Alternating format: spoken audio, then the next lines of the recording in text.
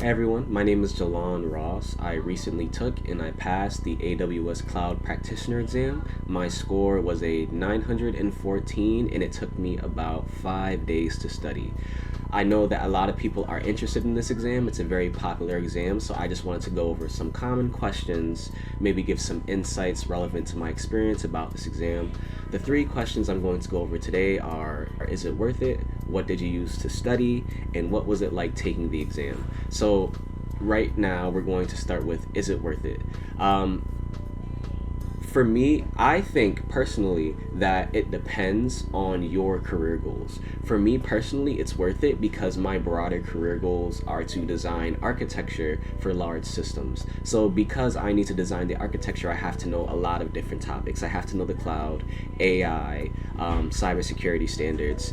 Because that's my larger career goal, because that's what I'm heading towards, I do need to really learn and understand the cloud. It's very popular. A lot of organizations are taking their on-premises infrastructure and using the cloud because of all of the cost benefits associated with it. So yes, for my goals in particular, I did need to take the AWS Cloud Practitioner exam and I did need to pass it. Also, it depends on your company and if they do reward it. For me personally, the reason why I took this exam is because there is an internal program at my company where they will train you for the AWS Solutions Architect exam. So for me to get accepted into this internal program or even considered, I did have to have the cloud practitioner certification taken and out of the way. So as for if it's worth it, yes, I would say it depends on a case by case basis. So the next question, what did I do to study? So this is a little bit interesting because I did start studying for this exam like in 2024 last year. I just kind of spent a little bit of the summer to study. About that is I didn't really know yet what I wanted to do career-wise or goal-wise. I knew I wanted to be in tech, I knew I wanted to be a software developer, but I wasn't sure like 10 or 20, 30 years down the line. Now that I've been a software developer for about like 7 months now, I have a clear understanding of how the industry works, the specific areas of knowledge that I needed to have and develop, and where I wanted to take my career. So now that I have that more ironed out, the certification did fall within what I wanted to do. So yeah, I did study last year, but again, if you study last year and then you take months just not studying at all, you're gonna forget everything, right? So I was basically kind of almost starting from scratch. I was starting from like 5 or 10%. So yeah, basically just completely starting over. And about this year is I wanted to get this certification done in about a week. I'm not going to necessarily go into why I decided to rush it, but I did know I definitely wanted that certification that particular week. So it did take me about 5 days to study.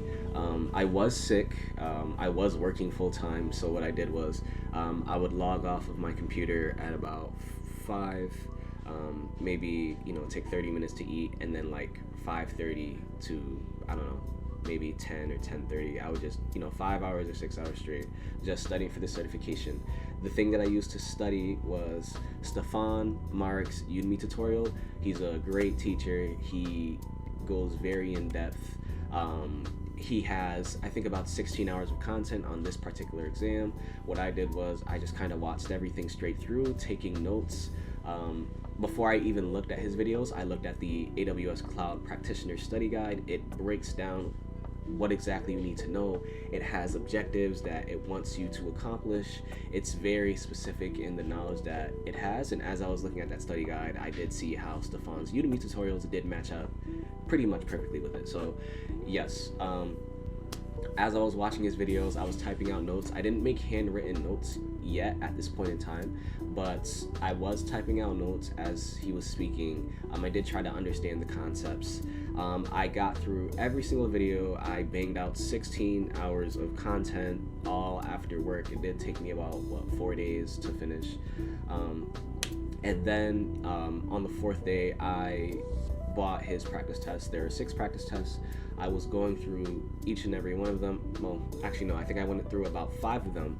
I was repeatedly failing them, but again, his practice tests are designed to be harder than the actual exam. So his practice tests are designed to be harder than the actual exam. That's because, he wants to get you prepared. So yes, don't be discouraged if you're taking his practice test and, you're not necessarily getting 70s. If you're getting like 66 or 68 on his practice test, you'll probably do pretty well on the actual exam. But, this exam is $100. If you don't pass, you're not going to get a refund on your $100. You're going to have to also wait 14 days. Just for the most efficient use of time and resources, it's best to just do the best you can in this practice test and then study why you're getting certain answers wrong. The thing that I did that I think really helped boost my score is that when I failed a practice test, or I didn't do as well as I hoped, or even if I just got a question wrong, I would go back to the practice test and I would look at the answers. And because the thing about a Udemy practice test is you can see what the right answer is, and there's like an explanation as to why the right answer is the right answer. So I was going through it one by one, and as I'm going through the practice test, I'm realizing it's not just memorizing the service and what it does. You also have to know functionality wise what you use the service for and how you can improve a business process with that service. For example, if you have an on-premises data center at your company and you want to connect it to AWS, but you need to use a private connection, you have to understand which service to apply. There could be an answer like internet gateway, but an internet gateway is a public connection, right? So it's not just knowing the name of the service, it's also really understanding what it does and how you can apply it in a certain business context. And I think that's what probably tripped up a lot of people in this exam. It's not necessarily just memorizing or using flashcards. It's also, you have to write down concepts and understand how a service connects to another service. Lambdas, containerization, guard duty, AWS inspector. You have to understand how all of these things operate and connect together so you can have a business that doesn't just use the cloud but uses it in a safe, scalable, maintainable way.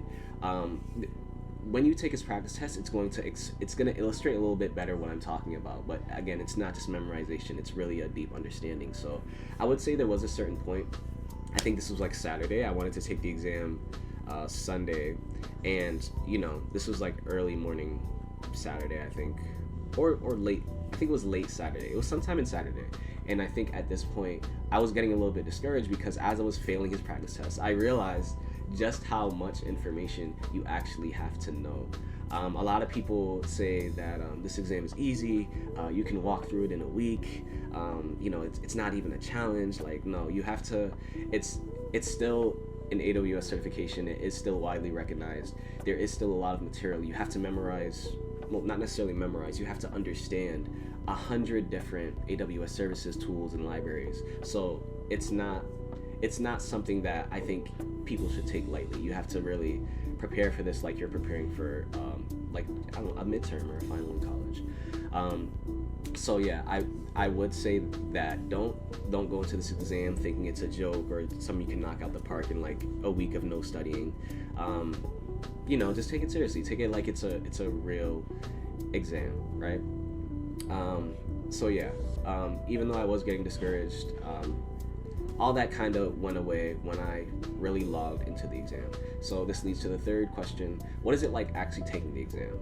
So I would say, obviously I'm not going to get into the specific questions, but I will say the thing about Stefan's practice tests and why they help you so much is because not only does it really cover all the information that you need to know, it also really makes you think about the business use cases for the exam, right? There's a lot of different AWS services you have to understand. If you have a product and you want to improve a product, what AWS services would you use, and how would you use it? How would you connect it with another product? Stefan's practice tests are really good at that. So when you take the actual exam, you're going to realize it's not just going to ask you what the service is. It's going to say, the questions are formatted: you have a business. This business wants to do this thing. What AWS service helps you do this thing? It's kind of like that repeatedly. The questions weren't paragraphs of information. It's very simple. You have an on-premises infrastructure. You want to connect it to the cloud. What service would you use if you want a private connection? And it'll have, something like that. That's not necessarily a question that's specifically on the exam, but it's a common concept. Even in the study guide, it's going to really show you this is what you need to know. So you're gonna get like a lot of questions like that. I'm gonna say it was an hour and 30 minutes. I didn't use the entire time. I think I still had 20 minutes left, and this is after I reviewed 8 questions that I weren't particularly sure on. I feel like some questions were just kind of giving me points, like the answer was kind of obvious. If you have, if you've been exposed to the tools, then you know that AWS guard duty isn't used to create chatbots, so I feel like some of the questions were given to me, but again, like if you didn't study, you're just going to be lost on questions like that. You need to at least be known. You need to at least be exposed to the material is what I'm going to say. So yeah, when you do submit the exam, it's going to tell you right away, pass or fail. When I finished the exam, I did get pass, and it took me 1 day for me to get the email that told me my score was 914. So yeah, the top score is 1,000, passing is 700. So for me to get a 914 means that I almost got every question right. I probably got like 6 or 8 wrong or something like that out of 65. So yeah, that's the AWS Cloud Practitioner exam. If you have any questions, leave them in the comments. I'll try to get back to you as soon as possible.